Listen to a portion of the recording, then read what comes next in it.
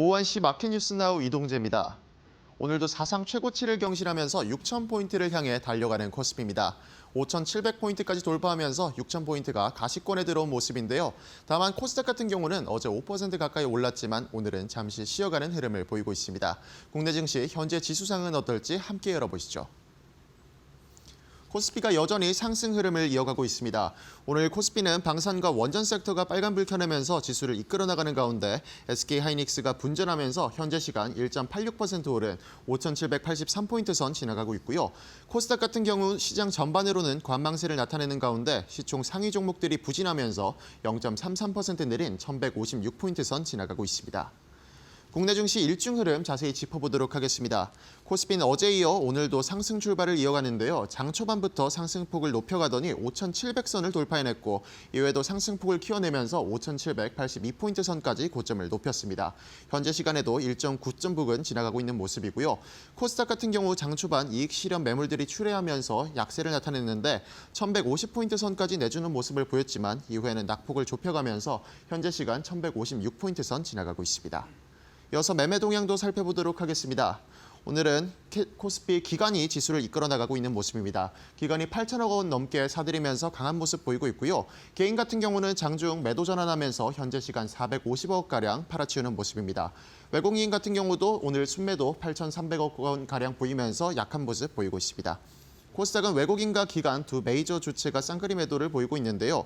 어제 사상 최초로 1조 넘게 사들였던 외국인이 현재 시간 2천억 원 넘게 팔아치는 모습이고 기관 같은 경우도 소폭 매도에 나섭니다.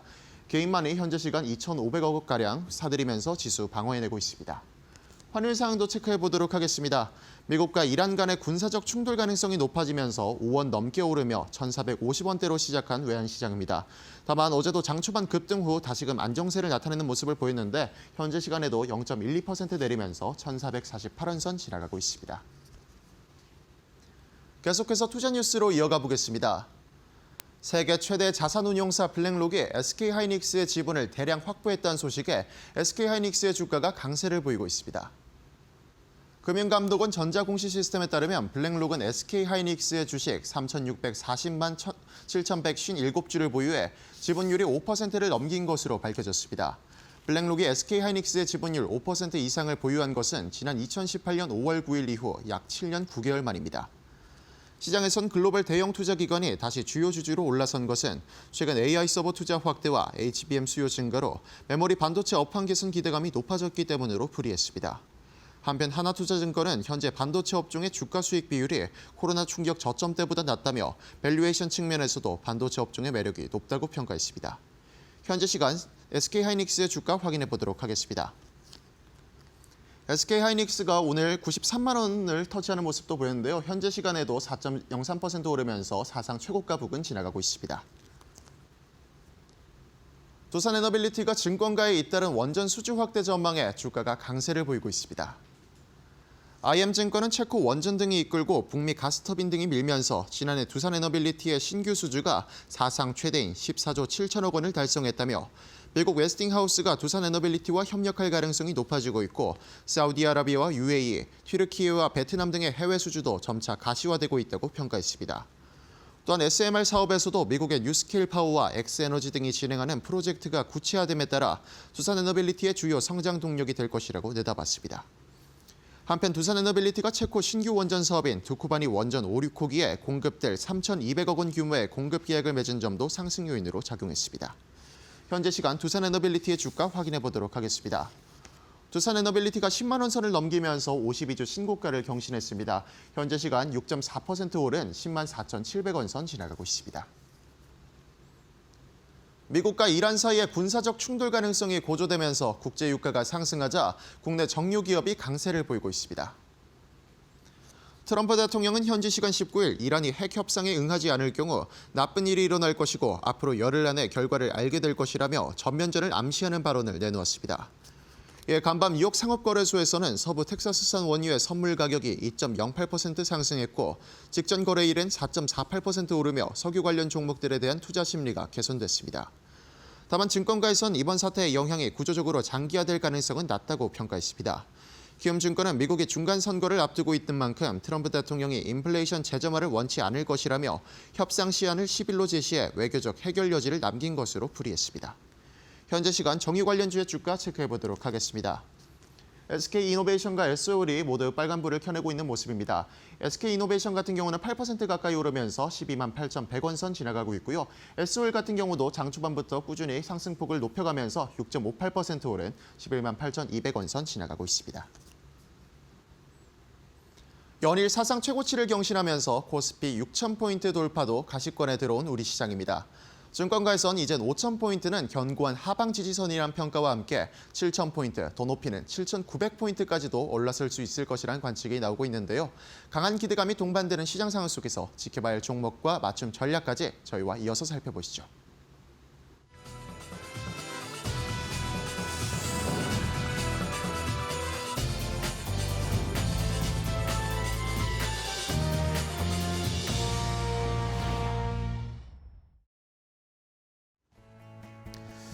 자, 오장의 출발도 이데일리 TV와 함께 해주시죠. 마켓나우 3부 이어가도록 하겠습니다.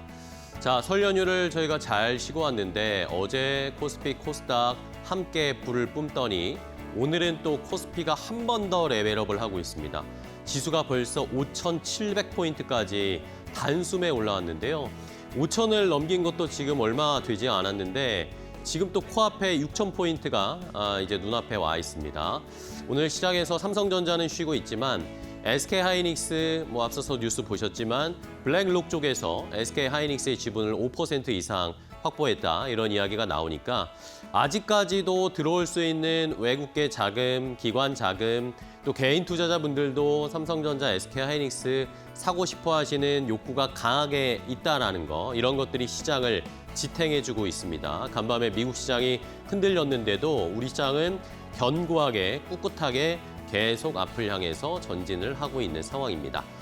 자, 이렇게 좋은 종목들, 상승하는 종목, 신고가 행진 펼치는 종목들이 너무나 많은데 이제 또 그러면 어떤 종목으로 수익을 내야 할까 고민이신 분들 다음 주면 이제 2월 말 3월로 넘어가는데 또 이제 어떤 종목으로 공략을 해볼까 고민하시는 분들을 위해서 오늘은 현대차 그룹주들을 다시 한번 좀 살펴보도록 하겠습니다. 앵커 브리핑으로 현대차 그룹주 투자 어떻게 해야 할지 알아보도록 하죠. 자, 최근에 연초에 사실 현대차 그룹주가 굉장히 상승을 많이 했잖아요. 이미 현대차가 지금 50만 원대까지 왔으니까 거의 2배 가까이 상승한 자리이지만 최근에 또 반도체나 아니면 다른 쪽 지금 증권이나 금융 쪽에 관심이 많이 쏠리다 보니까 현대차를 약간 이제 관심이 약간 한 발 뒤로 물러난 듯한 느낌입니다. 하지만 현대차 그룹은 여전히 좋고 평가 방식을 이제는 다르게 가져가야 한다라는 그런 의견들이 있어서 어제 오늘 또 현대차 그룹주의 리포트들이 해외 투자은행들에서 많이 나왔습니다. 일단은 어제는 맥쿼리가 나왔고 오늘 JP모건 체이스가 현대차 그룹주들에 대한 리포트를 발행했더라고요. 자, 근데 어제 발간된 맥쿼리의 이 현대차 그룹주에 대한 리포트가 저는 관심이 가서 한번 조금 더 깊게 읽어봤습니다. 자, 일단은 목표 주가 현대차, 기아, 현대모비스, 현대글로비스 다 지금 목표 주가는 좀 상향하는 모습이었고요. 그런데 중요한 것은 이제 현대차를 바라보는 관점 자체를 좀 다르게 가져가야 된다라는 게 이 맥쿼리의 리포트의 핵심 내용이었습니다. 자, 기존에는 현대차 그룹주 이제 작년 연말에 올해 초에 이 아틀라스 때문에 우리의 시선이 완전 달라졌죠. 그런데 지금 기존의 1, 2월에는 이 보스턴 다이나믹스 보유에 따른 단순 밸류에이션 리레이팅 관점에서 현대차 그룹주들을 살펴보고 주가가 오르고 여기에 대한 투자를 이어갔다라고 한다면 이제 앞으로는 현재부터는 다른 전략을 써야 한다는 거죠. 단순히 보스턴 다이나믹스 지분을 많이 가지고 있는 것에 그치지 말고 이것을 이제 비즈니스 모델로 전환할 수 있는지 현대차 그룹주가 앞으로 어떤 방향성을 보일지를 미리미리 점쳐보고 예상해보고 관련된 종목을 매수해보는 투자 전략을 세워야 된다는 겁니다. 결국에는 이제 현대차 그룹도 단순히 자동차 회사가 아니라 AI와 로봇을 활용한 그런 이런 이 사업으로 바뀌는 비즈니스 모델의 전환이 일어나고 있기 때문에 데이터를 수집하는 것과 AI가 실제로 상용화되는 이런 구체적인 스텝 바이 스텝을 저희가 잘 살펴보고 주목해야 된다라고 맥쿼리에서는 강조를 하고 있었습니다. 자, 그럼 다음 페이지 보실까요? 자, 이러면서 맥쿼리가 현대차 그룹주들을 이렇게 기업 가치 관련해서 이제는 사업별 합산 방식으로 이렇게 늘 실적에 대한 그리고 앞으로의 가이던스에 대한 것들을 정리해 주잖아요. 여기 보시면 뭐 자율주행이나 전기차나 로보틱스 이런 식으로 분야별로 나눠서 이야기를 했습니다. 그러면서 일단은 기존대로 한번 평가를 해보자라는 거죠. 기존에 지금 1월부터 2월까지의 인식은 보스턴 다이나믹스의 지분을 많이 가지고 있는 현대차 그룹주가 뭔가를 따져보자는 겁니다. 그러면 여기 표시된 여기 로보틱스 부분에 이제 맥쿼리는 보스턴 다이나믹스의 기업 가치를 한 58조 정도로 책정을 하고 있었습니다. 그런데 현대차가 일단은 보스턴 다이나믹스의 지분을 28% 가지고 있기 때문에 한 16조 원 정도의 가치를 받을 수 있다. 기아는 17% 정도를 가지고 있어서 한 10조 정도의 가치 반영될 수 있다. 현대모비스와 현대글로비스는 각각 11%씩 갖고 있기 때문에 이러면 한 6조 5천억 원 정도의 가치, 보스턴 다이나믹스의 지분 가치를 받을 수 있다라는 그런 평가를 일단 쭉 내렸고요. 그러면 이 현대차, 기아, 모비스, 글로비스 중에 가장 보스턴 다이나믹스와 연관되어 있고 민감하게 움직이는 종목은 뭘까라고 생각을 해보면 현대글로비스가 지분은 뭐 11% 정도로 가장 낮게 가지고 있지만 시가총액, 이 현대글로비스의 시가총액 대비로 계산을 하면 34%나 차지하는 비중이기 때문에 아마 민감성에서는 글로비스가 가장 변동성이 심할 수 있다라고 시장에서 예상을 하고 맥쿼리에서는 이렇게 평가를 하고 있었습니다. 그러니까 일단 기존의 평가 방식으로 하면 글로비스가 조금 더 주가 탄력도가 높을 것이다라고 예상을 한 것이죠. 자, 그럼 다음 페이지를 또 보겠습니다. 그러면서 앞으로에 대한 이 현대차 그룹의 평가 방식을 좀 달리해야 된다고 했잖아요. 그러면서 일단은 기존의 자동차 사업 그리고 여기에 추가적으로 로보틱스 사업을 어떻게 잘 꾸려나갈지 앞으로의 전망을 제시를 했는데 일단 로봇이 중요하니까요. 로봇 관련해서는 아틀라스를 2028년까지 연간 3만 대 생산을 목표로 하는 게 현대차의 계획인데 2035년에는 한 100만 대 정도로 생산이 확대될 것이다 라고 추정을 하고 있었습니다. 테슬라에 대비해서는 아무래도 조금 보수적인 숫자인 것 같다라고 의견을 냈지만 하지만 실현 가능성에서는 테슬라보다 오히려 현대차가 실현 가능성이 더 높을 것이다라고 맥쿼리가 이야기를 했더라고요. 왜냐? 그룹 내부 공장에서 일단 현대차는 다 로봇을 도입을 할 수가 있잖아요. 이런 것들 때문에 이런 데이터를 충분히 축적을 하면 이것이 앞으로의 AI 데이터를 확보한 것으로 로봇의 발전 가능성이 더 있을 수 있다는 거죠. 그리고 생산 라인을 현대차는 잘 가지고 있기 때문에 이런 것들도 역시 시너지가 될 것이다. 결국에는 그룹 내부, 현대차 그룹 내부에서 공장에서 사용하는 로봇으로 충당을 하다가 결국에는 제3자 고객으로 확장될 것이다. 미국 내의 다른 공장이라든지 이 생산 라인을 가지고 있는 다른 기업들에게도 로봇을 파는 그런 쪽으로 결국에 갈 것이기 때문에 로봇 사업 아주 전망이 좋다라는 그런 의견을 줬고요. 자동차 부문에서도 역시 좋은 평가를 했습니다. 지금 자동차, 이 글로벌 자동차 업체들이 전기차 전략을 약간씩 수정하면서 전기차 생산을 줄인다거나 이런 식으로 포트를 바꾸고 있잖아요. 그런데 현대차 그룹은 저가형 전기차라든지 아니면 차세대 플랫폼 도입을 바꾸지 않고 있습니다. 여전히 유지를 하면서 기존의 EV 전략을 계속 이어나가고 있는데 이게 결국엔 시간이 지나면 빛을 볼 것이다 라고 맥쿼리에서는 얘기를 하는 것이죠. 여기에다가 관세 부담, 트럼프 대통령이 미국이 지금 약간 목리를 부리고 있지만 결국에는 관세 다시 15%로 가겠죠. 이런 생각으로 관세 부담이 완화되는 것, 그리고 하이브리드 판매가 잘 되고 있잖아요. 하이브리드카 판매가 잘 되고 있고 견조한 가격 정책, 미국에서도 차 가격 올리지 않으면서 지금 유지를 하고 있는 이런 정책들을 말미암아 앞으로 3에서 6년 동안 현대차 그룹이 강한 프리 캐시 플로우, 잉여 현금 흐름을 만들어낼 수 있을 것이다. 이것이 결국에는 또다시 새로운 분야에 재투자하는 마중물이 될 것이다 라는 이야기를 하면서 로봇과 자동차 모두 잘하고 있다라는 평가를 내렸습니다. 자, 그렇다면 이제 앞으로 현대차 어떻게 저희가 눈높이를 세워야 할까요? 마지막 페이지 보시면요. 이러면서 현대차 그룹을 재평가해야 된다고 맥커리가 얘기를 했습니다.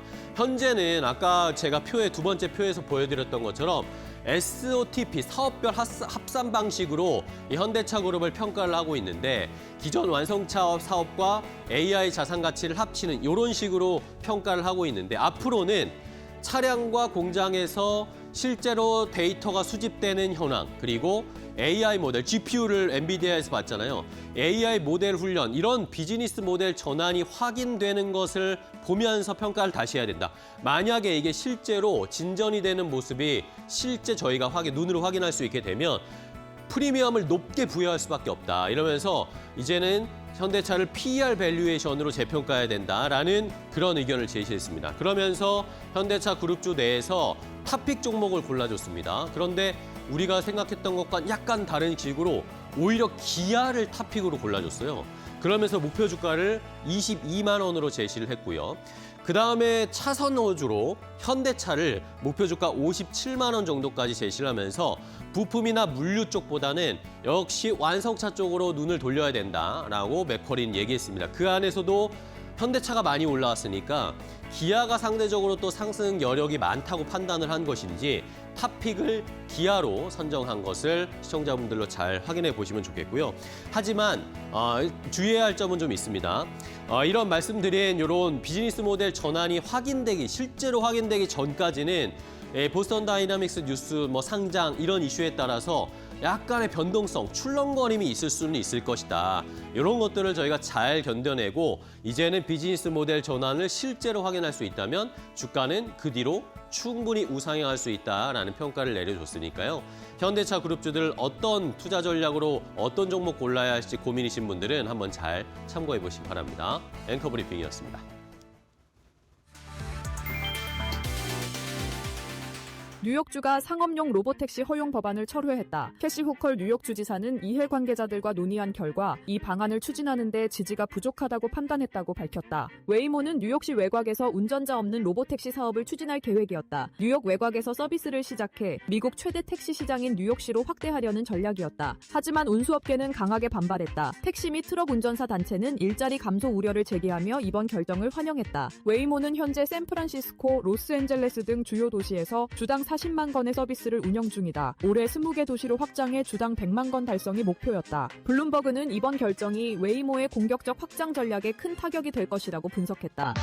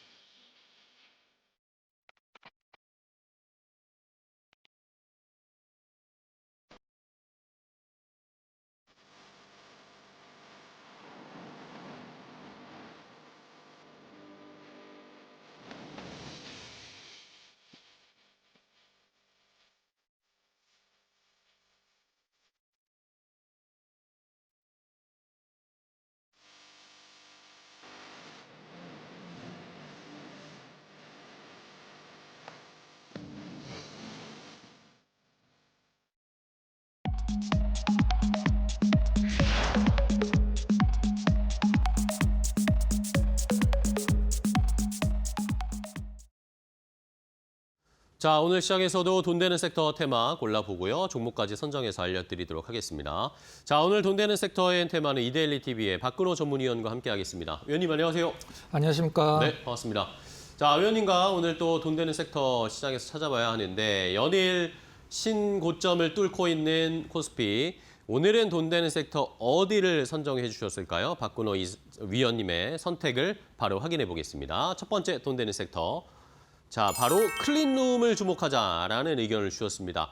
자, 이제 삼성전자, SK하이닉스의 뭐 주문이 쏟아져 들어오고 있고 이걸 다 맞춰서 만들어주지 못하고 있는 상황이어서 이제는 뭐 증설해야 된다 이야기들이 막 나오고 있더라고요. 그러면 자연스럽게 우리가 이런 관련 클린룸도 한번 연결해서 생각해 볼 수 있을까요? 위원님 어떻게 투자 전략 세우고 계세요? 네, 구정 연휴 때 이 클린룸 관련주들의 앞으로 이제 실적을 조금 더 올릴 수 있는 부분들이 언론 보도가 좀 나왔죠. 네네. 이제 우리가 큰 뉴스는 나오진 않았고 IT 전문 매체에서 좀 발표가 됐는데 그 부분을 좀 살펴보도록 하겠습니다. 뭘까요? 내용은 타이틀은 이제 삼성전자 평택 P5 이제 평택의 5번째 공장이라는 네네. 뜻이죠. 쉘퍼스트 전략으로 클린룸 구축을 조기 진행하겠다라는 이제 타이틀이었었는데 이게 원래 28년도에 양산 목표로 하는 공장이 P5인데 네. 이게 내년에 이제 클린룸을 구축을 하기로 예정이 돼 있었는데 그걸 2분기는 앞당겨서 올해 2분기에 이제 구축을 하겠다라는 발표가 좀 있었어요. 여기서 덧붙여서 클린룸 관련주들이 이 삼성전자의 요구에 대응하기 위해서 분주히 준비를 하고 있다. 여기까지 이제 덧붙이는 부분들이 있었었는데 방금 이제 사진에서 나왔던 것처럼 우리가 보통 영화 같은 데서 어떤 연구실 같은 데 들어가면은 이제 몸을 깨끗하게 하기 위해서 이제 바람이 세게 불면서 먼지를 날려보내는 네네네. 부분들을 클린룸이라고 생각을 하실 수도 있는데 반도체 클린룸은 좀 약간 좀 다르죠. 공장 전체가 클린룸입니다. 어떤 뜻이냐면 삼성전자 이제 평택에 있는 공장 기준으로 보면 한 층의 넓이가 축구장 한 5배 정도 되거든요. 그리고 그 천장에 지금 이제 화면에서 나오시는 것처럼 저 천장 모두가 다 그 공기청정기가 달려있다고 보시면 될 것 같아요. 그러니까 우리가 보통 드럼 세탁기만한 공기청정기가 축구장 5배 넓이에 전부 다 깔리는 겁니다. 그게 이제 한 개 층만 되는 게 아니라 P5 같은 경우는 이제 클린룸을 이제 6개로 나눠서 한다라고 하는데 이 부분들이 이제 관련주들에 대해서 2분기 이제 삼성전자가 2분기에 진행한다라고 하니까 삼성전자 입장에서는 이제 발주고 클린룸 관련주들은 이제 수주가 될 텐데 2분기에 진행을 하면은 늦어도 이제 1분기 후반 그렇게 한 3월달 정도에 어떤 발주와 수주가 나오지 않을까라는 생각을 해서 이 관련주들 한번 좀 관심 있게 지켜볼 필요가 있어서 한번 좀 클린룸을 첫 번째 이슈로 준비를 좀 해봤습니다. 네. 자, 삼성전자 평택 P5의 클린룸 수주가 빨라질 수 있다. 이런 이야기들이 나오고 있어요. 어쨌든 삼성전자든 SK하이닉스든 지금 증설을 좀 천천히 하려고 했는데 그럴 수 없는 상황이 되다 보니 이제 시설 투자를 할 수밖에 없는 상황. 클린룸으로 우리가 눈을 돌리면서 한번 주가를 체크해 볼 필요가 있습니다. 자, 그럼 클린룸 관련된 종목들은 약간 생소하긴 하거든요. 어떤 종목 좀 봐야 될까요? 일단 대장주는 탑픽 종목에서 좀 소개를 시켜드리도록 하고요. 네네. 관련주로서는 이제 처음에 K-엔솔을 좀 준비를 했는데요. 우리가 보통 클린룸을 만들려면 이제 공기청정기가 제가 봤을 때는 뭐 몇천 대 이상이 이제 필요하기 때문에 그걸 만드는 이제 그 클린룸에 들어가는 공기청정기는 FFU라는 이제 기계인데요. 그걸 만드는 기업이 있으면 그걸 설치하는 기업도 있습니다. 그 설치하는 기업 중에 K-엔솔이 일단 시공 전문 기업으로 꼽히고 있는 상황인데요. K-엔솔 같은 경우는 뭐 이제 어떤 시공 이력도 굉장히 좀 좋은 편이죠. 이제 반도체, 디스플레이, 2차 전지 모두 초대형 클린룸 설치를 했던 이력이 부각이 될 가능성이 있고요. K-엔솔 같은 경우는 이 FFU를 이제 그 공기청정기 같은 부분을 일단 모듈화 시켜서 조금 더 좀 간편하게 시공을 좀 앞당겨서 설치할 수 있는 기술을 갖고 있는 기업으로 잘 알려져 있습니다. 우리가 보통 K-엔솔은 액칭 냉각 쪽에서 많이 들어봤는데 라고 이제 많이 생각하실 수도 있는데 그거는 이제 두 번째 어떤 뭐 성장 동력이라고 보시면 될 것 같고요. 네. 이 클린룸 쪽에서도 K-엔솔은 나름대로 모멘텀이 있다라고 이제 보시면 될 것 같습니다. 자, 두 번째 종목은 세보 MEC인데요. 앞서서 말씀드린 K-엔솔이 시공과 관련이 있다고 말씀드렸었는데 시공과 관련돼서는 이제 세보 MEC가 우리나라 1위라고 보시면 될 것 같아요. 전체 점유율 한 60% 이상을 차지하는 일인데 실질적으로 이제 우리가 삼성전자나 하이닉스나 뭐 이런 어떤 반도체들이 팹을 늘릴 때 가장 먼저 하는 게 이제 인프라 공정이거든요. 인프라 공정이라는 것은 이제 지금 저희가 얘기를 하고 있는 뭐 클린룸도 인프라 중에 하나고요. 그다음에 배관 같은 거, STI나 한양 ENG가 하는 배관 같은 것도 이제 대표적인 인프라 어떤 공정이라고 보시면 될 것 같은데 그 안에서 세보 MEC가 상당히 좀 높은 점유율을 기록하고 있는 부분들이죠. 근데 시가총액이 지금 뭐 굉장히 낮죠. 이 기업 같은 경우는 세보 MEC 같은 경우는 매출이 많이 나올 때 1조까지도 나오고 영업이익이 잘 나올 때는 한 400억대 중반까지도 나오는데 지금 퍼 한 6 정도 수준으로 이제 반도체 관련주들 중에서 굉장히 좀 약간 표현이 어떻게 들리실지 모르긴 하겠습니다. 굉장히 좀 얌전한 흐름을 보여주고 있는 기업입니다. 엔지니어링 기업들이 보통 이런 느낌이긴 한데 한양 ENG도 사실 마찬가지긴 하죠. 정리를 하면 세보 MEC는 반도체 기업들 중에서 이제 퍼 6 정도 보여주는 좀 딥밸류에 해당하는 좀 저평가 기업이다 이렇게 좀 첨언을 하도록 하겠습니다. 네, 알겠습니다. 자, 이렇게 클린룸 관련된 두 종목을 살펴봤고 아까 위원님이 살짝 힌트를 주셨는데 가장 대장주라고 할 수 있는 종목을 탑픽으로 알려주신다고 했어요. 이 클린룸 관련해서 탑픽 종목은 뭘까요? 탑픽은 뭐 답정너식의 어떤 종목입니다. 누구나 이제 신성 ENG를 꼽을 수밖에 없는 상황인데요. 아까도 말씀드렸습니다만 이 축구장 5배, 6배 정도의 넓이에 천장을 모두 공기청정기로 뒤덮으려면 그 공기청정기 굉장히 많이 필요하겠죠. 그렇죠. 그 공기청정기에 해당하는 필터 팬 유닛이라고 하는 FFU 기기를 만드는 우리나라 기업이죠. 전 세계 점유율 60%, 우리나라에서는 당연히 1등이고 글로벌적으로도 당연히 1위를 하고 있는 그런 기업입니다. 이번 4분기 실적 발표를 했을 때 시장이 좀 급등도 나왔고 이 신성 ENG 같은 경우는 태양광 모듈도 하는 기업이기 때문에 태양광 오를 때 같이 좀 급등이 나왔고 4분기 실적 나오면서 추가 상승이 좀 나왔다가 최근에 좀 약간 조정을 주는 모습인데요. 실적을 보면 상당히 좀 약간 이해가 안 가는 부분들도 있습니다. 매출이 한 뭐 4천억, 5천억 정도 나오는데 네. 서프라이즈가 나왔다라고 했는데 25년도 온기 영업이익이 19억인가 나왔어요. 그러니까 이건 무슨 말이냐면 1분기, 2분기, 3분기 때 쌓여있던 적자를 4분기 때 서프라이즈로 4분기 실적으로 이제 털어냈다라고 이제 보시면 될 것 같은데 제가 봤을 땐 전통적으로 이 엔지니어링 기업들 중에서도 유독 이상하게 그 영업이익이 낮은 기업이에요. 네. 제 분석을 좀 해보면은 이런 반도체 쪽에서의 어떤 클린룸 관련돼서 돈을 잘 벌기도 하지만 태양광 쪽에서의 좀 약간 그 적자가 좀 문제가 되는 기업이 아닌가라는 생각을 좀 해볼 수밖에 없는 부분인 것 같아요. 일단 가격적인 전략은 매수가는 오늘 뭐 자리 나쁘진 않죠. 위아래로 좀 약간 꼬리가 달려있는 상황이긴 한데 어떤 조정의 마무리 국면에서는 뭐 아쉬움이 없는 자리고요. 매수가는 현재가, 목표가는 3,100원, 손절가는 2,000원으로 제시를 해드리도록 하겠습니다. 네, 알겠습니다. 자, 신성 ENG를 이 클린룸의 탑픽 종목으로 선정해서 드렸습니다. 시청자분들 잘 종목 체크해 보시기 바랍니다. 자, 다음 또 두 번째 돈 되는 섹터 테마도 알아보도록 하겠습니다. 두 번째로 주신 위원님의 돈 되는 섹터는 뭘까요? 공개합니다.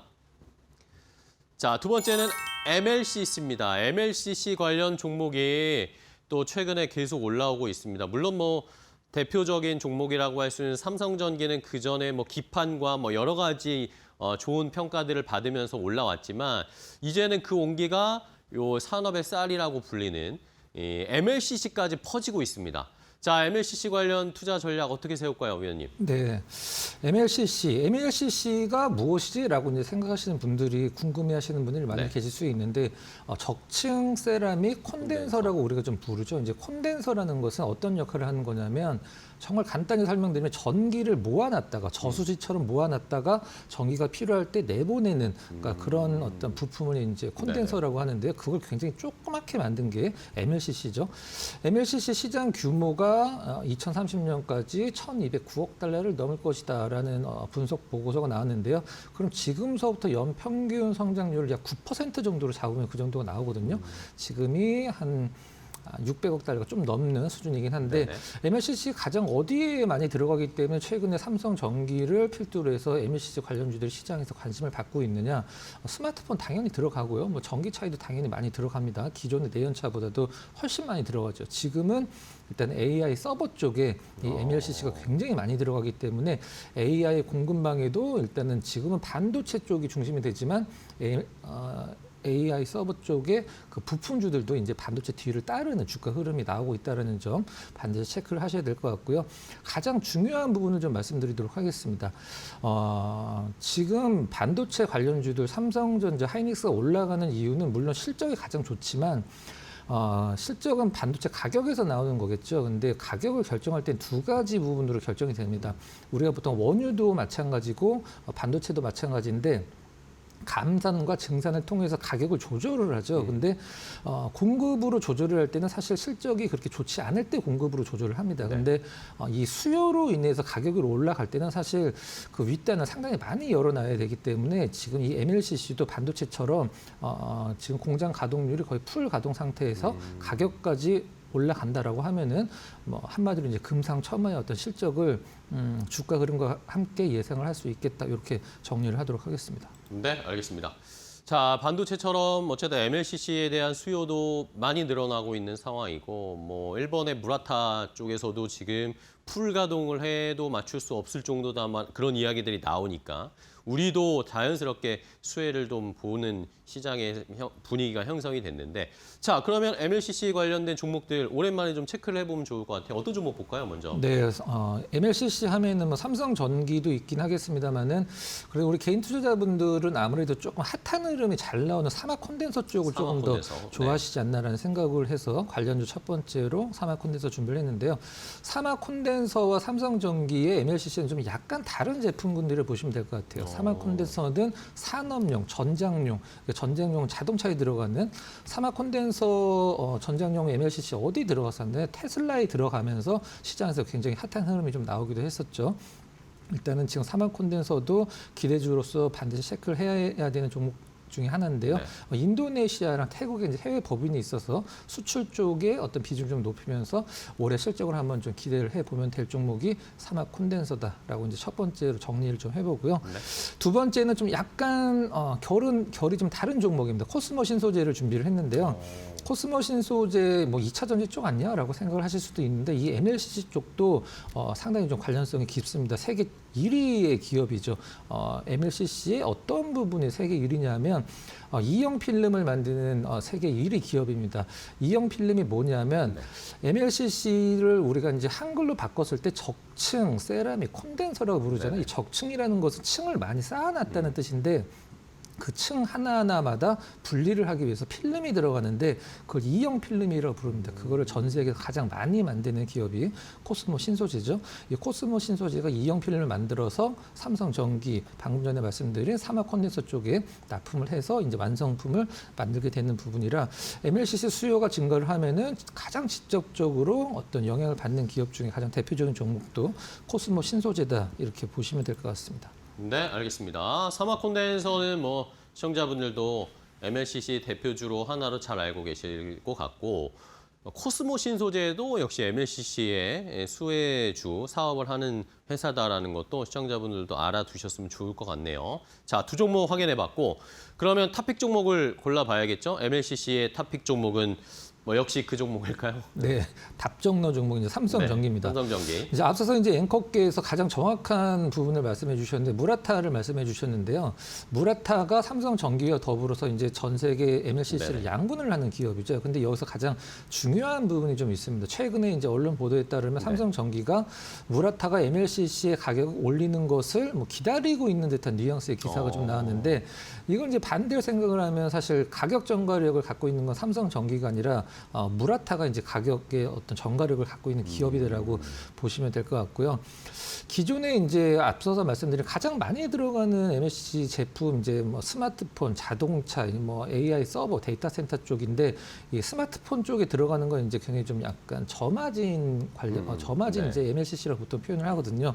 거기에서 이제 고마진 AI 서버용 MLCC 쪽을 늘리고 있다라는 부분들이 지금 삼성전기 올해 어떤 실적을 좀 기대를 할 수 있는 부분이라고 보시면 될 것 같고요. 일단 뭐 기판 쪽은 오늘 이제 MLCC를 다루기 때문에 딱히 말씀을 드리지는 않긴 하겠습니다만 그래도 기판 쪽이 잘 돼야지 실제적으로 삼성전기 실적이 좋아지는 건 당연한 거고 카메라 모듈은 사실 전체 매출의 40%를 삼성전기 입장에서는 카메라 모듈이 뭐 가장 큰 부분을 차지를 하긴 합니다만 돈이 별로 안 되죠. 굉장히 좀 마진이 안 나옵니다. 렌즈도 사오고 뭐 액추에이터도 사오고 해서 이제 모듈 쪽으로 조립만 해서 뭐 삼성전자나 뭐 애플 쪽으로 납품을 하는 거기 때문에 좀 박리담이고요. 하나 제가 이제 오늘 리스크를 하나 좀 말씀을 드릴 건데 네네. 밤사이에 이제 뉴욕 증시를 보신 분들 중에 좀 약간 생소한 단어의 회사가 하나 좀 나왔을 거예요. 이제 블루 아울 캐피탈이라고 판매 예. 중단과 관련돼서 시장이 좀 추이를 지켜보는 부분 중에 하나를 보시면 될 것 같은데 일리 블루 아울 캐피탈이 어디와 관련이 있냐면 오라클 AI 데이터 센터 돈 되는 기업입니다. 실질적으로는 그렇기 때문에 물론 다른 빅테크 기업들에도 많이 돈을 대고 있긴 합니다만은 이 오라클 데이터 센터를 짓는데 돈을 대고 있는 블루아웃 캐피탈이 만에 하나라도 좀 삐끗한다라고 하면 지금 AI 데이터 센터 관련된 MLCC 수요는 시장에서 좀 약간 모멘텀이 꺾일 가능성이 있습니다. 그 부분은 확실히 좀 체크를 하셔야 될 것 같고요. 정리를 하면 반도체가 풀 공장 가동 풀 캐파에서 가격을 올려서 엄청난 실적을 지금 우리가 내고 있는 걸 확인하고 주가까지 올라가는 상황에서 이 MLCC 쪽도 거의 이제 90%, 95%의 풀 가동 상태에서 가격이 올라간다라고 하면은 반도체의 어떤 그런 흐름을 좀 따라갈 가능성이 상당히 높다라고 보시면 될 것 같아요. 가격적인 전략 좀 말씀드리면 매수가는 뭐 사실 삼성전기 지금 좀 부담스러운 가격이긴 합니다만은 그래도 윗단은 충분히 열어놓을 가능성이 있으니까 필요성이 있으니까 매수가는 현재가 목표가는 45만 원, 손절가는 좀 약간 러프하게 잡아서 30만 원으로 한번 좀 제시를 해드리도록 하겠습니다. 네, 알겠습니다. 자, MLCC 쪽에 뭐 좋은 상황이지만 살펴봐야 할 이야기도 분명히 있다. 블루아웃 캐피탈 관련해서 AI 쪽에 데이터 센터 투자 관련된 미국 쪽에서의 이런 자금 흐름이 뭔가 트러블이 생기는지는 좀 체크할 필요는 있으신데 어쨌든 그래도 지금 삼성전기의 흐름은 매우 좋습니다. 현재 가격에서 공략해보고 45만 원까지 목표 가격 한번 저희도 책정해 보겠습니다. 자, 오늘 돈 되는 섹터 엔테마 박근호 위원과 함께했습니다. 위원님 오늘 또 좋은 종목 소개해 주셔서 감사하고요. 다음 주에 또 뵙겠습니다. 고생 많으셨어요.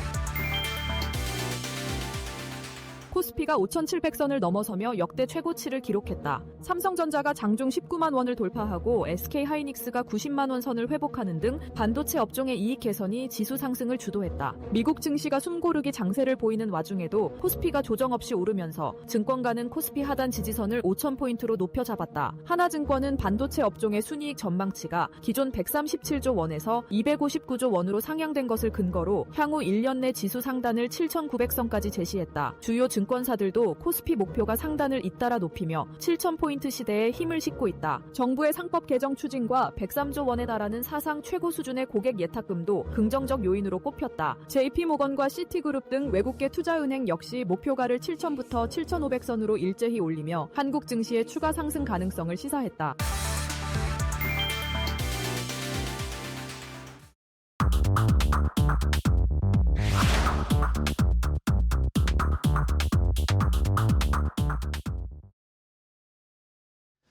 자, 마켓나우 3부 함께하고 계십니다. 우리 시장은 오늘은 코스피에 확실히 좀 집중되는 양상이에요. 지금 코스피가 5,800선 근처까지 왔습니다. 벌써 5,797포인트 선까지 왔고 코스닥은 오늘 어제 많이 올라서 오늘은 코스닥은 좀 쉬고 있는 상황. 그런데 이 차트 보시면 아시겠지만 코스피가 점점 고점을 높여가고 있습니다. 과연 5,800선 터치도 가능할 수 있을지 오늘 한번 잘 지켜보셔야 되겠고요. 오늘 시장은 아무래도 외국인이 현물은 좀 매도하는데 반면에 여기 나오진 않지만 선물은 강하게 매수를 하고 있습니다. 외국인이 선물 1조 넘게 매수를 하고 있고 이러면서 기관이 또 코스피에서 1조 넘게 강하게 매수를 하니까 지수가 올라가고 있고 오늘은 또 SK 하이닉스가 주인공이 됐네요. SK 하이닉스가 뭐 뉴스가 나왔죠. 공시가 나왔죠. 블랙록 쪽에서 SK 하이닉스의 지분을 5% 가까이 확보했다. 이런 이야기가 나오니까 뭐 세계 최대 자산운용사 다 아시죠. 블랙록이기 때문에 뭐 이 뉴스 파급력이 지금 바로 SK 하이닉스의 주가를 끌어올리고 있습니다. 이러면서 지수도 함께 같이 올라오고 있고요. 삼성전자는 쉬고 있는데 그 밑단으로는 오늘 뭐 방산, 뭐 조선, 원전 이런 종목들이 잘 가고 있어서 지수가 2%대 상승세를 기록을 하고 있습니다. 반면에 코스닥은 대부분의 종목들이 좀 쉬고 있네요. 아쉬운 상황입니다. 자, 그러면 시장의 분위기를 종목을 통해서 조금 더 자세하게 온도를 느껴보겠습니다. 오후장 종목 레이더 오늘은 이데일리 원의 김태현 파트너와 함께하도록 하겠습니다. 파트너님 안녕하세요. 안녕하세요. 네, 반갑습니다. 자, 오늘은 또 어떤 종목을 살펴볼지 김태현 파트너께서 첫 번째로 선정한 종목을 공개하겠습니다. 자, 태웅입니다. 태웅. 오늘 뭐 오늘뿐만 아니라 최근에 원전주가 다시 네. 이제 야금야금 올라오고 있어요. 미국에 우리도 어쨌든 이제 투자를 개시해야 되는 그렇죠. 상황이 이제 맞닥뜨려 왔고 원전이 뭐 1번 타자, 2번 타자 뭐 상위권 선순위에 들어갈 것이다. 이런 이야기들이 계속 나오네요. 네. 지금 한 2달여 사이에 지금 원전주들이 굉장히 많이 올랐습니다. 그래서 올해 들어와서 한 2달 사이에 많이 올랐다는 건데요. 대표적으로 원전주 중에 여러분들이 좋아하는 저가주였던 우리기술 같은 경우는 4,000원부터 출발해서 지금 벌써 2달 사이에 15,000원이 됐습니다. 그래서 여러분들이 이런 저가주를 좋아하면서도 쉽게 손이 안 나갔죠. 그래서 기회를 놓치시는 겁니다. 주가가 오르는 종목들은 다 오르는 이유가 있고 그 이유를 미리 공부해 주셔야만 선취면을 할 수가 있는 것이죠. 네네.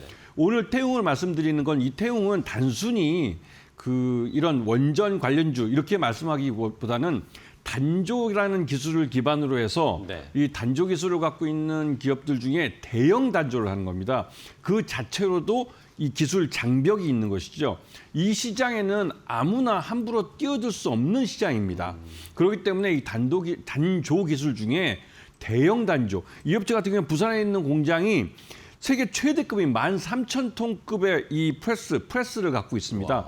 그러니까 이 프레스 공장에 가보시면 아시겠지만 이 엄청나게 큰 기계가 위에서 꽝 하고 이 쇠를 치면 그 틀대로 이게 찍어져 나오는 것이죠. 그러면서도 그 철이 아주 조밀하게 철이 이제 구성이 돼 있어야만 그 단조 충격에서 고밀하게 그 모양을 유지해서 나오게 됩니다. 그렇겠죠. 그게 기술인 것이죠. 그래서 원전이나 우리가 이제 바다에 가다 보면 바다 해안가 도로 가다 보면 대형 그 풍력 발전 있지 않습니까? 네네네. 해양 거기에 들어가는 그 단조 틀을 만드는 그게 또 이 회사의 기술입니다. 그래서 그건 다 단조 기술로밖에 만들지 못하죠. 그래서 이 태웅 같은 경우는 원전이라는 섹터와 해상 풍력이라는 쪽 양쪽에다가 모두 수익을 올리고 있고 수익의 실체를 갖고 있는 회사입니다. 어떠한 사업, 지금 인기 있는 지금 시장 내에서 그런 사업을 하겠다, 신규 사업을 하겠다 하는 업체들도 많지만 실제로 그 사업에서 돈을 벌고 있는 업체는 몇 개 안 되죠. 그렇기 때문에 그 돈을 벌고 있는 업체들 사야 됩니다. 혹시라도 만에 하나 이런 업체들이 뭐 오늘 같은 장에서 파란색을 띈다? 그러면 다시 한번 강조드리지만 여러분에게 싸게 살 기회를 주는 겁니다. 그런데 그 기회를 느끼지 못하는 것이죠. 왜? 공부를 안 해왔으니까요.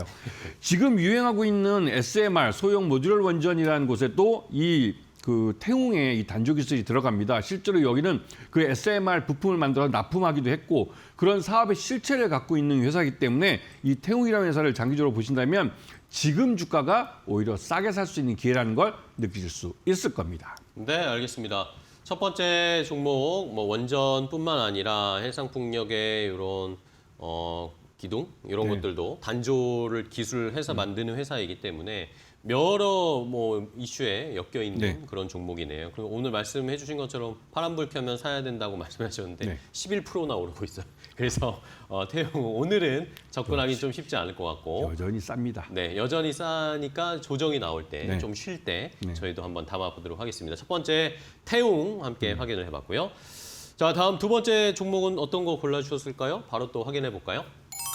자, 애경산업입니다. 애경산업, 애경그룹이 최근에 또 이제 애경산업을 좀 이제 매각을 해서 네. 현금을 확보하려는 그런 전략을 네. 쓰는 것 같아요. 요게 이제 애경산업은 저희가 어떻게 살펴봐야 될까요? 그 여러분이 M&A 딜이 있을 때 네. 사는 쪽은 싸게 사고 싶고 그쵸. 파는 쪽은 비싸게 비싸게 사고 팔고 싶죠. 싶죠. 애경산업 같은 경우 애경그룹의 핵심적인 회사입니다. 애경 그 회장님이 처음 회사를 사업을 할 때 그러니까 생활용품을 시작해서 그쵸. 화장품으로 확대해 갔는데 그 산업이 애경산업에서 하는 사업이죠. 근데 이 주력 사업을 매각하는 그런 상황까지 내몰린 건 예전에 2024년에 있었던 불행한 사건인 제주항공의 사건도 있었고 네. 그러면서 이 안전을 좀 도외시했다고 해서 소비자들이 불매 운동을 일으키고 그러면서 애경산업 자체, 애경그룹 자체가 굉장히 어려웠습니다. 그러면서 유동성 요 위기에 좀 내몰리면서 부채비율이 너무 높아졌기 때문에 그런 부분에서 현금을 마련해야 되고 실제로 부채를 꺼야 됐기 때문에 이 알짜배기 애경산업을 내놓게 된 것이죠. 대신 애경그룹은 제주항공을 키울 겁니다. 그렇게 해서 애경산업을 파겠다고 해서 처음에 한 6천억 정도의 가치가 있을 거다라고 평가했지만 실제로 이 회사가 이제 매각 딜에 들어갔을 때 인수하겠다는 데는 쪽에서는 이 인수 가격을 6천억 미만, 5천원, 또 5천억에서 또 4천억대까지 낮춰부르면서 결국은 그중에서 현금 동원 능력이 있는 태광그룹이 그 우선협상 대상자로 결정이 됐습니다. 그런데도 여기서 이제 애경산업의 공장들을 실사를 하고 하면서 여러 가지 이제 가격을 좀 마지막에 최종적으로 조율을 하죠. 그때 2080 치약 사건이 좀 터졌습니다. 그러면서 이 태광그룹 쪽에서 가격 협상을 요구를 했죠. 그리고 양쪽에서 서로 이거에 대해서 합의를 하고 4,400억 정도의 가격에 그러니까 좀 많이 깎아주긴 했습니다. 몇백억 정도 깎아줬는데요.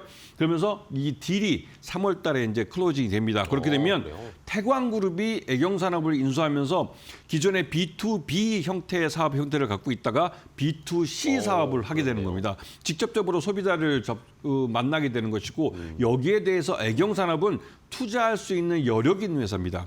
그렇기 때문에 애경산업, 그러니까 이 태광산업은 그런 여력이기 때문에 애경산업이 이 태광을 만났을 때 말 그대로 시너지를 낼 수 있는 재무적으로 뒤를 봐줄 수 있는 그런 모기업이 생기는 것이죠. 그런 면에서 애경산업은 지금 화장품 업계 5위 정도까지 내려왔었는데 다시 한번 옛날에 그 3위 자리를 다시 탈환하기 위한 그런 모습을 보일 수가 있고 지금 분위기 좋게 중국에서 특히 애경산업 같은 경우는 기존에 중국 쪽에다 많이 투자를 했었는데요. 이 중국 화장품 시장이 다시 열리려고 합니다. 이런 타이밍이 잘 맞아떨어져서 태광이 인수했을 때 그 시너지를 낼 수 있는 타이밍이기 때문에 지금 애경산업이 15,000원에도 기본적으로 지난해 2025년 연간 실적을 기준으로 했을 때 약 한 2만 원 정도의 가치는 있습니다. 그런데도 저평가되어 있는 건 이 회사가 주인을 아직 결정하지 못했던 그런 부분이 주가의 발목을 잡고 있던 것이죠. 그 불확실성이 이제 제거됩니다. 그러면 주가는 용수철처럼 튀게 돼 있는 것이죠. 그래서 길게 보시면 애경산업은 지금 여러분들이 알고 있는 LG엔솔, 그러니까 LG생활건강이나 아모레퍼십과 함께 3대 화장품 회사였던 그 이름, 그 명성을 다시 되찾는 움직임을 보여줄 겁니다. 네, 알겠습니다. 자, 애경산업 말씀해 주신 것처럼 일단 태광그룹으로 이제 주인이 바뀌게 됩니다. 그러면 어떤 시너지를 내줄지 뒤에서 현금의 든든한 배후를 받쳐주면서 다시 애경산업이 좀 부활할 수 있을지 이런 여부를 지켜보면 좋을 것 같습니다. 자, 그러면은 마지막으로 한 종목만 간단하게 진짜 체크할까요? 간단하게 마지막 종목 공개하겠습니다. 자, 마지막은 더 핑크퐁 컴퍼니입니다. 자, 콘텐츠나 이런 쪽은 어떻게 저희가 전략 짜면 좋을까요? 네, 이게 이 회사가 엊그저께 이제 실적을 발표했습니다. 실적이 지난해, 그러니까 2025년 연간 실적 기준으로 매출액은 938억, 영업이익이 193억, 그다음에 당기순이익이 177억, 어닝 서프라이즈입니다. 네. 이런 실적이 나왔는데도 불구하고 지금 상장하고 나서 주가가 계속 흘러내리고 있는데요. 지금 22,000원대는 지지를 보이는 것 같고, 이 회사는 23,000원 미만에서 지금 네. 분할에 사시면 충분히 싸게 살 수 있고 이게 기본적인 가치라는 게 있습니다. 이 회사의 지난해 실적, 좀 전에 말씀드린 그 실적 그대로라면 네. 이 회사 밸류는 5만 원 정도 나오기 때문에 지금 충분히 싼 가격이고 여러분 아기상어 기억하십시오. 여러분의 자녀들이 사랑하는 IP입니다. 그 IP를 갖고 있는 회사가 바로 이 더 핑크퐁 컴퍼니입니다. 알겠습니다. 자, 지금 가격에서는 충분히 좀 모아갈 수 있는 종목으로 더 핑크퐁 컴퍼니까지 함께 확인을 해봤습니다. 자, 오늘 김태형 파트너와 함께 했는데요. 오늘 좋은 종목 소개해 주셔서 감사하고요. 파트너님, 다음에 또 뵙도록 하겠습니다. 오늘 고생 많으셨어요. 네, 고맙습니다. 고맙습니다. 네.